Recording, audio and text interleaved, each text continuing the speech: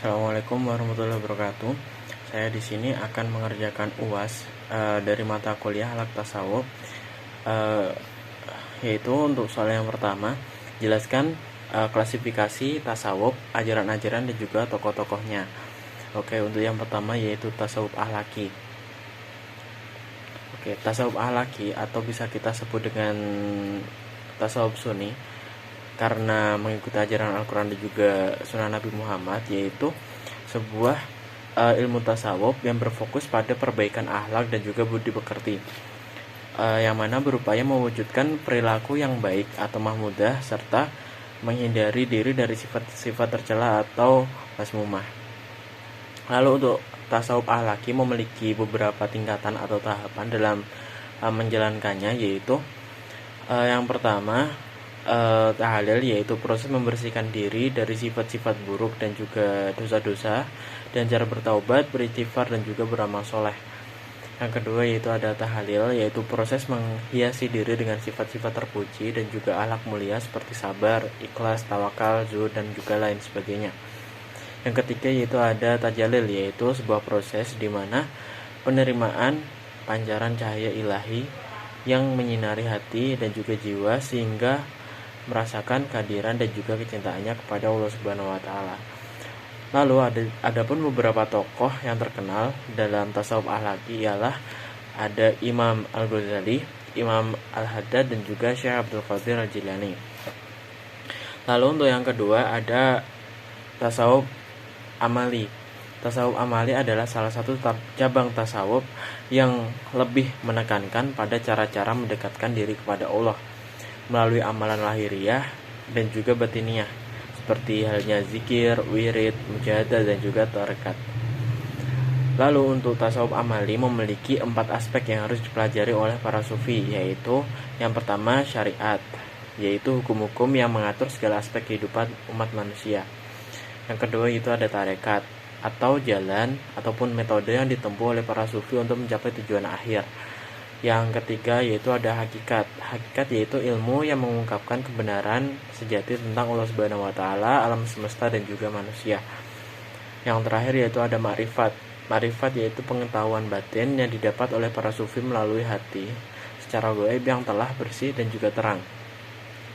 Lalu ada pun beberapa tokoh yang terkenal dalam tasawuf amali ialah Imam Junaid Al-Baghdadi dan juga Syekh Abdul Qadir Al-Jilani serta Imam Al-Haddad. Lalu untuk yang untuk selanjutnya adapun tasawuf falsafah. Tasawuf falsafah adalah salah satu cabang ilmu tasawuf yang menggunakan pendekatan filosofis dalam memahami hubungan antara Allah, manusia dan juga alam. Tasawuf falsafah berbeda dari tasawuf amali yang lebih menekankan pada pengamalan tasawuf dalam kehidupan sehari-hari. Tasawuf falsafi cenderung lebih bersifat spekulatif dan juga metafisis karena menjangkau persoalan-persoalan yang sulit dipahami oleh akal. Lalu ada pun beberapa ajaran-ajaran filsafat atau ajaran-ajaran tasawuf falsafi, antara lain adapun Wahdatul Wujud, yang mana doktrin menyatakan bahwa hanya ada satu wujud atau eksistensi yang hakikat, yaitu Allah Subhanahu wa taala. Lalu yang kedua ada Wahdatul Syuhud atau doktrin yang menyatakan bahwa hanya ada satu saksian atau pengalaman yang hakiki, yaitu kesaksian tentang Allah Subhanahu wa taala, sedangkan seluruh makhluk hanyalah objek yang yang disaksikan oleh Allah. Yang terakhir yaitu fana dan juga bako, proses yang dialami oleh para sufi dalam mencapai makom atau kedekatan dengan Allah Subhanahu wa taala, yaitu dengan fana dan juga bako. Fana yaitu melenyapkan ego dan juga identitas diri, dan juga bako yaitu kekalnya jiwa dalam cahaya ilahi. Lalu pada tasawuf falsafi ada beberapa tokoh, yaitu ada Ibnu Arabi, Ibnu Sina dan juga Suhrawardi. Oke, itu untuk pertanyaan nomor 1. Selanjutnya yaitu pertanyaan nomor 2. Jelaskan ajaran-ajaran tasawuf berikut secara rasional sehingga tidak bertentangan dengan syariat dan bagaimana berkaitannya ajaran-ajaran tersebut antara satu dengan yang lainnya. Oke, untuk yang pertama yaitu kita akan membahas tentang mahabbah. Tasawuf mahabbah adalah cabang ilmu tasawuf yang mengajarkan tentang cinta kepada Allah sebagai tujuan tertinggi dalam kehidupan seorang muslim. Ajaran ini memiliki dasar syariat dari Al-Quran dan juga sunnah. Beberapa ayat dan hadis yang berkaitan dengan tasawuf mahabbah menekankan pentingnya cinta kepada Allah dan juga bagaimana cinta tersebut dapat mengubah perilaku seorang hamba.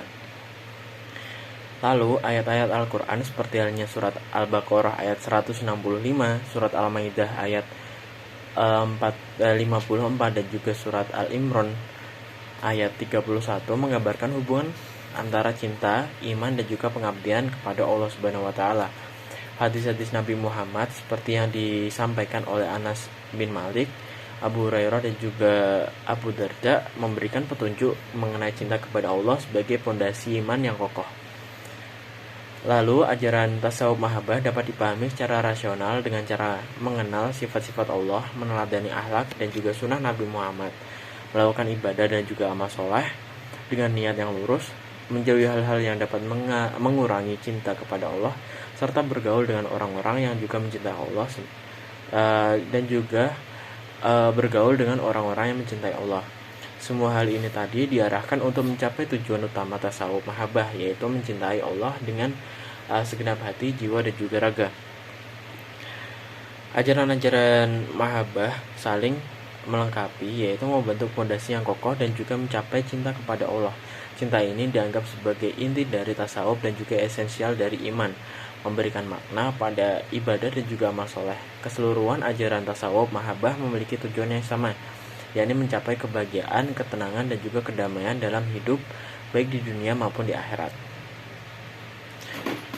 Selanjutnya yaitu akan membahas tentang tahlil dan juga tajalil. Tasawuf mengajarkan 3 konsep tersebut,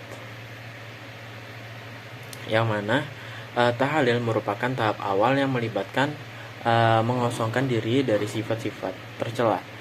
Lalu tahlil adalah proses menghias atau memperbaiki diri dengan sifat-sifat baik dan juga terpuji sesuai dengan ajaran Islam. Yang terakhir yaitu tajalil adalah puncak dari perjalanan tasawuf, di mana jiwa dianugerahi cahaya ilahi sebagai hasil dari tahlil dan juga tahlil. Ajaran ini didasarkan pada Al-Quran, hadis dan juga ijma ulama, serta tidak bertentangan dengan syariat. Mereka saling melengkapi sebagai tahapan-tahapan dalam pencapaian keridhaan Allah dan juga kesempurnaan jiwa. Lalu ma'rifat. Selanjutnya ada pun ma'rifat. Ma'rifat adalah konsep dalam tasawuf yang mencakup pada pengetahuan dan juga pengenalan tentang Allah Subhanahu wa taala, termasuk sifatnya, perbuatan-perbuatannya dan juga hikmah-hikmahnya. Ini merupakan tujuan ulama dan juga inti ajaran tasawuf, dengan fokus mencapai tingkatan kesadaran dan juga kecintaan yang tinggi terhadap Allah Subhanahu wa taala. Ma'rifat didasarkan pada Al-Quran, hadis dan juga akal sehat, yang mana tidak bertentangan dengan syariat dan memerlukan bimbingan dari guru tasawuf. Hadis Jibril digunakan untuk menjelaskan ma'rifat, di mana Rasulullah menyatakan pentingnya menyembah Allah seolah-olah melihatnya. Ma'rifat juga berkaitan erat dengan konsep-konsep lain seperti tahlil dan juga tajalil, yang mencakup mengosongkan diri dari sifat-sifat tercela, menghiasi diri dengan sifat-sifat terpuji dan juga menerima cahaya rohaniyah sebagai anugerah dari Allah. Dengan demikian, ma'rifat dianggap sebagai ajaran rasional yang melengkapi konsep-konsep lain dalam tasawuf, berfokus pada pencarian keridhaan Allah dan juga kesempurnaan jiwa. Lalu selanjutnya ada fana, baqo dan juga ittihad. Ada 3 hal tersebut adalah konsep dalam tasawuf. Fana merujuk pada sirnanya segala sesuatu selain Allah dari pandangan seorang sufi, merupakan sebuah proses penghancuran diri untuk bersatu dengan Tuhan. Baqo adalah sifat kekal setelah proses fana, terus hidup dalam kebaikan dan juga munculnya sifat-sifat terpuji. Ittihad lalu selanjutnya ada ittihad. Ittihad adalah kesatuan dan juga penyatuan mencapai tingkatan tertinggi setelah fana dan juga baqo, di mana sufi merasakan tidak ada perbedaan antara dirinya dan juga Tuhan. Fana dan juga baqo didasarkan pada Al-Quran, hadis dan juga akal sehat, tidak bertentangan dengan syariat dan memerlukan bimbingan guru tasawuf ijtihad. Meskipun kontroversial, Hal tersebut merupakan puncak pengamalan mistik, dianggap tidak rasional dan juga dapat bertentangan dengan syariat. Fana dan bako dianggap ajaran yang rasional dan juga saling melengkapi, sementara istihad dianggap berbahaya dan dapat menyimpang dari akidah Islam. Lalu selanjutnya ada wahdah al-syuhud. Wahdah al-syuhud adalah konsep dalam tasawuf yang diperkenalkan oleh Syekh Yusuf al-Makassari sebagai kritik terhadap wahdah al-wujud. Kritik terhadap wahdah al-wujud. Konsep ini menekankan kesatuan kesaksian daripada kesatuan hakiki antara Allah dan juga makhluk. Menurut wahdah al-syuhud, seorang sufi yang mencapai tingkat kesadaran tinggi akan melihat segala sesuatu sebagai tanda kebesaran dan keindahan Allah, namun tidak menganggapnya sebagai Allah. Konsep ini didasarkan pada Al-Quran, hadis dan juga akal sehat yang tidak bertentangan dengan syariat dan juga memerlukan bimbingan guru tasawuf. Ayat Al-Quran digunakan untuk mendukung wahdah asyuhud. Konsep ini juga terkait dengan tahalil, yaitu mengosongkan diri, tahlil yaitu menghias diri, dan juga tajalil, jiwa yang dianugerahi cahaya. Dan demikian wahdah al-syuhud dianggap sebagai ajaran rasional yang melengkapi konsep-konsep lain dalam tasawuf. Lain bertujuan untuk mencari keridhaan Allah dan juga mencapai kesempurnaan jiwa. Oke, untuk yang terakhir yaitu ada wahdah al-wujud, adalah konsep dalam tasawuf yang menyatakan kesatuan wujud antara Allah dan juga makhluk. Dikembangkan oleh Ibnu Arabi, konsep ini menerangkan bahwa perbedaan hanya terletak pada tingkat dan juga cara pandang. Dengan Allah sebagai satu-satunya wujud nyata dan makhluk sebagai bayangan dari wujud Allah. Konsep ini didasarkan pada Al-Quran, hadis dan juga akal sehat.